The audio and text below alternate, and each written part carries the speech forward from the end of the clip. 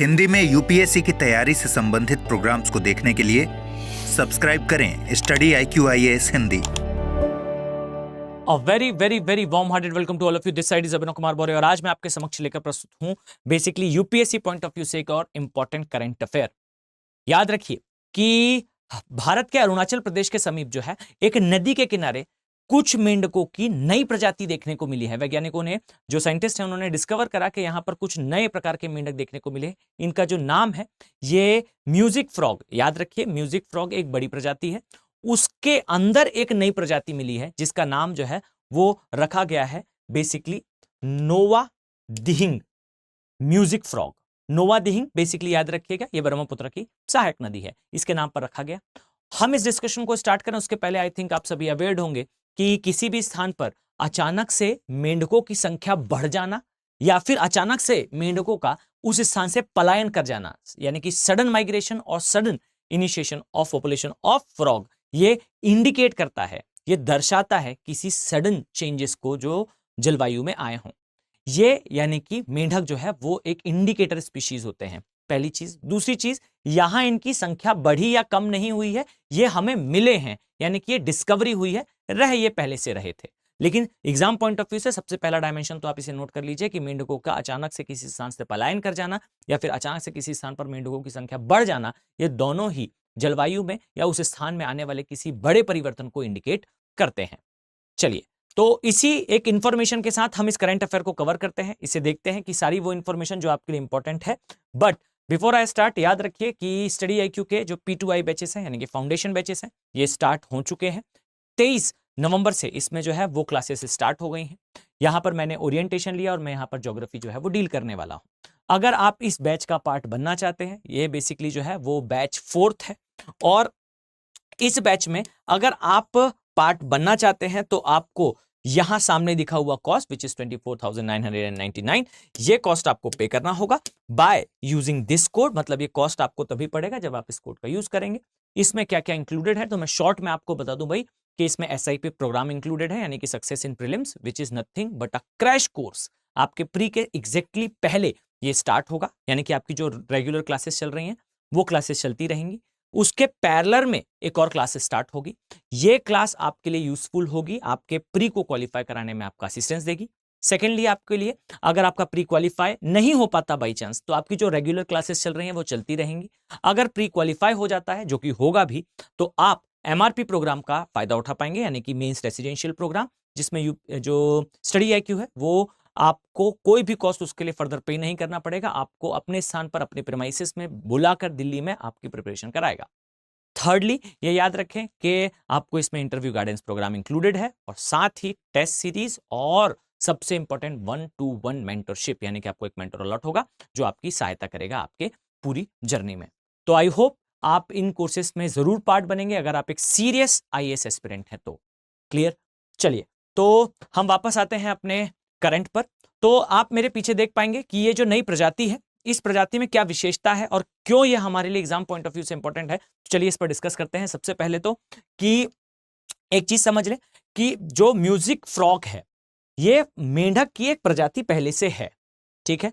ये याद रखिए, ये एंडेमिक का अर्थ होता है ये स्थानिक प्रजाति है चाइना की, लेकिन ये चाइना के अलावा साउथ ईस्ट एशिया के बहुत सारे देशों में, यानी कि दक्षिण पूर्वी एशिया के बहुत सारे क्षेत्रों में आपको देखने को मिलती है। मुख्यतः चाइना में, चाइना के अलावा जो है जापान में, इसके अलावा ताइवान, लाओस, कंबोडिया में तो खैर उतना नहीं है, बट फिर भी कंबोडिया और थाईलैंड वाले क्षेत्र में इनकी ठीक ठाक संख्या म्यूजिक फ्रॉग की देखने को मिलती है। साथ ही ये याद रखिए कि जो म्यूजिक फ्रॉग है इसका साइंटिफिक नेम क्या है, इसका वैज्ञानिक नाम क्या है, तो इसका वैज्ञानिक नाम जो है वो निदिराना, ये इसका साइंटिफिक नेम है। निदिराना म्यूजिक फ्रॉग का साइंटिफिक नेम है, और जो म्यूजिक फ्रॉग की प्रजाति मिली है इसका नाम है बेसिकली नोवा दिहिंग। तो नोवा दिहिंग जो है वो प्रॉपरली अगर इसे देखें तो इसका वैज्ञानिक नाम है निदिराना नोवा दिहिंग। ओके, अब ये पहली इंफॉर्मेशन हुई। सेकेंड इंफॉर्मेशन याद रखिए कि जो फ्रॉग्स हैं, यानी कि जो मेंढक हैं, ये क्यों अलग है, उन्हें म्यूजिकल फ्रॉग क्यों कहा जाता है। तो इस चीज को समझिएगा कि रेप्टाइल्स में आपको दो चीजें पता होनी चाहिए। सबसे पहले इनमें सेक्सुअल डायमॉर्फिज्म होता है। सेक्सुअल डायमॉर्फिज्म का मतलब है कि जो नर और मादा है यानी कि मेल और फीमेल है, दोनों का ही बॉडी साइज डिफरेंट होता है और सिग्निफिकेंट डिफरेंट होता है। क्लियर? और बॉडी कैरेक्टरिस्टिक्स में भी डिफरेंसेस होते हैं, यानी कि जो शारीरिक गुणधर्म है उनमें भी चेंजेस होते हैं। दूसरी चीज याद रखिए कि खासकर फ्रॉक्स के लिए, उभयचरी जीव रेप्टाइल यानी कि सरीसृप, और खासकर मेंढकों के लिए यहां पर जो मेंढक हैं वो जिस प्रकार का साउंड प्रोड्यूस करते हैं, जिस प्रकार की आवाज निकालते हैं, ये गुणधर्म होता है बेसिकली किसका? नर का, यानी कि मेल का। और ये जो मेल है, ये जो साउंड प्रोड्यूस करता है, ये उसकी रेडीनेस को दिखाता है। किस रेडीनेस को? मीटिंग रेडीनेस को, यानी कि ये प्रजनन के लिए नर जो है वो रेडी है, ये इंडिकेट करने के लिए नर जो है वो मेल जो है वो साउंड प्रोड्यूस करता है अपने वोकल कॉर्ड से।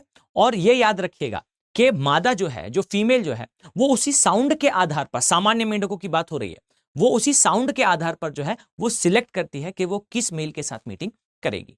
अब यहां पर साइंटिफिक चीज ये है कि जो मेल है, ये जो साउंड प्रोड्यूस करता है, ये अपने बिल में जाकर करता है, अपने घोंसले में जाकर। घोंसला कहना तो साइंटिफिक रूप से या तार्किक रूप से गलत होगा। बिल में जो है वो रहकर मेंढक आवाज करता है, मेल आवाज करता है, और उसकी आवाज से मादा बेसिकली उसके बिल के आकार का जो है अंदाज लगाएगी, या फिर वो जो जहां पर नेस्टिंग करने वाली, जहां अंडे देने वाली, उस जगह के बारे में अंदाज लगाती है। और इसी स्थान पर जो है, इसी प्रकार से जो है वो डिसाइड होता है कि फीमेल जो है वो किस मेल के साथ मीटिंग करेगी। यानी कि इनका साउंड प्रोड्यूस करने में आपको काम की बात याद रखनी है कि यहां पर मेल साउंड प्रोड्यूस करता है। फाइन। लेकिन यहां याद रखिएगा कि म्यूजिक फ्रॉग के केस में, और म्यूजिक फ्रॉग ही नहीं, खासकर कौन सा? नोवा दिहिंग म्यूजिक फ्रॉग के केस में आप पाएंगे कि यहां पर नर और मादा दोनों ही वोकल हैं, यानी कि दोनों ही मुखर हैं। मुखर का अर्थ होता है कि दोनों ही जो है वो साउंड प्रोड्यूस कर सकते हैं। इसीलिए ये फ्रॉग की या ये मेंढक की प्रजाति आपके लिए इंपॉर्टेंट हो जाती है। क्लियर? तो याद रखिएगा, ये जो म्यूजिक फ्रॉग है, ये जो है वो ऐसे फ्रॉग्स हैं, या फिर नोवा दिहिंगी, जो नोवा दिहिंग जो म्यूजिक फ्रॉग है, ये इसलिए महत्वपूर्ण है क्योंकि इसमें नर और मादा दोनों ही साउंड प्रोड्यूस कर सकते हैं।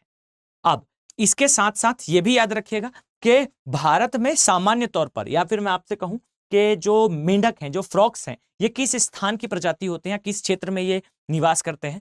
तो ये वेटलैंड अर्थात आर्द्रभूमि क्षेत्र के जीव हैं, यानी कि ये उन स्थानों पर रहते हैं जहां पर आर्द्रता थोड़ी सी ज्यादा होती है। और भारत जो है वो उष्णकटिबंधीय क्षेत्र में आता है, अर्थात ट्रॉपिकल एरिया में आता है। तो बाय डिफॉल्ट भारत में जो है आपको इनकी सामान्यतः संख्या देखने को मिलेगी। अगर मैं कुछ इस तरीके से ड्रॉ करूं तो ये है हमारा ग्रेट इंडिया।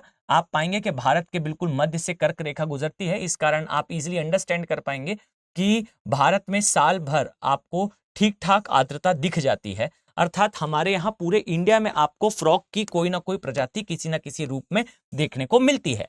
लेकिन ये याद रखिए कि भारत में कुछ बायोडायवर्सिटी अर्थात जैव विविधता के हॉटस्पॉट हैं, जिसमें से एक जो है आपको इस प्रकार से वेस्टर्न घाट दिखाई देगा। इस स्थान पर आपको जैव विविधता सर्वाधिक दिखती है। इसी तरीके से आपको इस स्थान पर जो है एक हॉटस्पॉट दिखेगा, इसे जो है वो पूर्वी हिमालय के नाम से जाना जाता है इस स्थान पर। और साथ ही कंटिन्यूएशन में जब आप नीचे आएंगे तो इस तरीके से आपको इस स्थान पर अंडमान निकोबार द्वीप समूह, इसे सूडालैंड के नाम से भी जाना जाता है, इस क्षेत्र में आपको बायोडायवर्सिटी का हॉटस्पॉट देखने को मिलता है। अब याद रखिए कि बायोडायवर्सिटी का जहां हॉटस्पॉट होगा, जैव विविधता का जहां हॉटस्पॉट होगा, वहां पर सभी जीवों की जनसंख्या ज्यादा होगी, सभी जीवों के प्रकार ज्यादा होंगे, तो मेंढकों के भी अदर अदर प्रकार आपको देखने को मिलेंगे। तो याद रखिए कि इन 3 क्षेत्रों में खासकर आपको मेंढकों की नई नई प्रजातियां या किसी भी जीव की नई प्रजातियां सामान्यतः डिस्कवर होती हुई दिखाई देंगी। तो अपने आप को इस चीज के लिए अवेयर रखिएगा, ये आपके एग्जाम पॉइंट ऑफ व्यू से सुपर इंपॉर्टेंट है।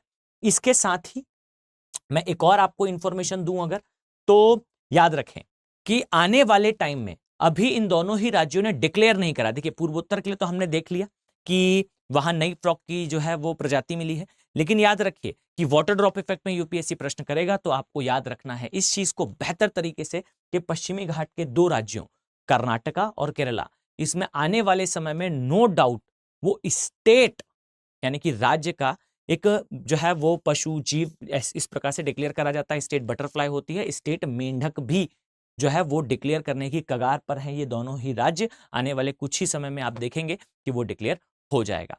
तो केरला के केस में यहाँ का एक जो है वो फ्रॉग काफी फेमस है, इसे जो है महाबली फ्रॉग के नाम से जाना जाता है।